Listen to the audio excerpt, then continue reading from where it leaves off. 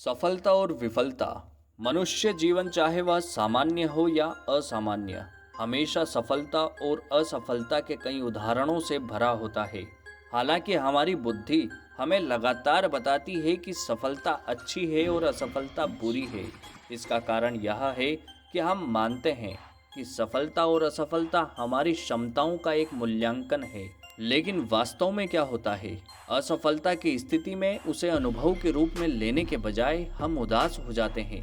इसी तरह सफलता की स्थिति में हम इतने उत्साही और गौरवान्वित हो जाते हैं कि जैसे हमने किसी ऊंचाई को छू लिया हो।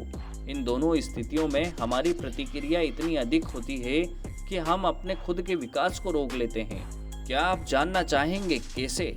तो जानिए।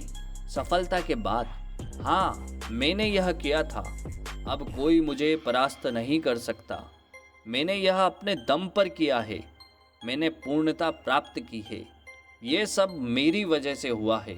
विफलता के बाद, मैं यह नहीं कर सकता, मैं जानता था कि मैं यह नहीं कर पाऊंगा, मेरी कुंडली में भी ऐसा ही लिखा है, अब मेरा क्या होगा, मेरे सारे प्रयास बर्बाद हो गए, क्योंकि भगवान ने यह सब किया है। मेरी असफलता का कारण ईश्वर है। दोनों ही स्थितियों में अब हम उसके बाद के वर्णन को जानेंगे।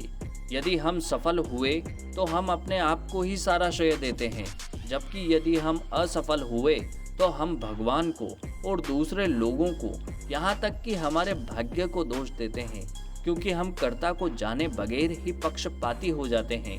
ऐसा करके हम न सिर्फ भगवान और अन्य लोगों के साथ संबंध बिगाड़ लेते हैं, बल्कि साथ ही साथ हम खुद की बर्बादी को न्योता भी देते हैं, क्योंकि हम ऐसा सोचने लगते हैं और ऐसा ही होने लग जाता है। तो क्या वाकई हमारी सफलता और विफलता ऐसे कारणों पर आधारित है? नहीं, क्योंकि उनमें से एक भी चीज नहीं होती, तब भी आपको सफलता या विफलता ही मिलती। तो इसके पीछे कौन सा विज्ञान है? चलिए पता लगाते हैं। सफलता या विफलता हमारे पूर्व कर्मों का परिणाम है। अच्छे कर्म थोड़े से प्रयत्नों से ही सफलता में परिवर्तित हो जाते हैं, जबकि बुरे कर्म असफलता को आकर्षित करते हैं। हालांकि वह आपका ही अनुमान होता है, फिर भी असफलता के लिए भगवान को क्यों दोष देते हैं कि वे कुछ क्यों नहीं करते? सफलता और विफलता दोनों कभी अंत तक नहीं रहते। फिर हम विफलता के समय निराश क्यों हो जाते हैं? यह तो अस्थायी है। सफलता और विफलता केवल कुछ समय के लिए आती है। दोनों हमें कुछ सिखाकर जाती है। यदि सफलता हमें सिखाती है कि कठिन परिश्रम और सकारात्मक दृष्टि रखने से मीठा फल मिलता है, तो विफलता हमें कमजोरियों को समझने में मदद करता है, ताकि हम भविष्य में बेहतर कर सकें।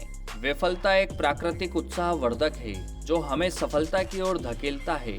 सफलता में जब हमें मीठे फल मिलें, तब हमें जरूरत से ज्यादा आत्मविश्वास और अभिमान में नहीं आना चाहिए। संक्षेप में कहें, जब सफलता और विफलता दोनों का सामना करना पड़ता है, तब हमें एक उपयुक्त और संतुलित रवैया बनाए रखने की जरूरत है। उसके लिए हमें जीवन को अस्थायी अवस्थाओं, सफलता और विफलता को स्वीकार करने की जरूरत है। वे आती जाती रहती है। तो फिर इस जीवन में स्थायी क्या है? वैसे आपका अपना स्वरूप आत्मा स्थायी है और उसका अनुभव शाश्वत है। जब सफलता या विफलता आती है, तब वह सकारात्मक संतुलित व्यवहार बनाए रखने में आपकी मदद करता है। सफलता के समय यह रवैया आपको अति आत्मविश्वासी नहीं बनाता और विफलता के समय आपको निराश भी नहीं करता। हमेशा अपने उद्देश्य के प्रति सिंसियर रहो। सिंसियरिटी पहली चाबी है। निराश हुए बिना एक सकारात्मक मानसिक रवैया बनाए रखें, चाहे परिस्थितियां कितनी भी खराब हो। पॉजिटिव दृष्टिकोण यह दूसरी चाबी है।